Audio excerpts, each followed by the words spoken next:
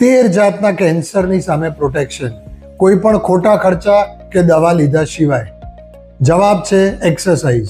એક સ્ટડી થઈ હતી જેમાં એવું કહેલું કે જે લોકો 30 મિનિટ કે તેથી વધુ રોજ એક્સરસાઇઝ કરે છે એ લોકોને 13 જાતના કેન્સરની અગેન્સ્ટ પ્રોટેક્શન મળે છે. એ જ સ્ટડીમાં એ પણ કહેલું કે કેન્સરના ડાયગ્નોસિસ પછી જે લોકો રોજ 30 મિનિટ કે વધુ એક્સરસાઇઝ કરે છે એ લોકોને સર્વાઈવલ રેટમાં નોર્મલ પોપ્યુલેશન કરતાં ઘણો વધારે ફાયદો મળે છે. સ્પેસિફિકલી 3 જાતના કેન્સરમાં, બ્રેસ્ટ, પ્રોસ્ટેટ અને કોલોન કેન્સર્સમાં. શું એક્સરસાઇઝ આટલી ઇમ્પોર્ટન્ટ છે? જવાબ છે હા.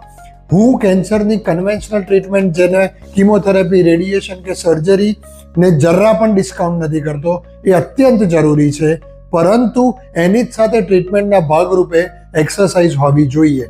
કેમ? કારણ કે કોઈ પણ કેન્સરના પેશન્ટમાં જ્યારે પણ કેન્સરની ગાંઠ હોય એને પોષણ મળતું હોય, એને બ્લડ સપ્લાય મળતું હોય, એ બ્લડ સપ્લાય ઓછો કરવા કે પોષણ કટ કરવા માટે નેચરલ કિલર સેલ્સની જરૂર પડે.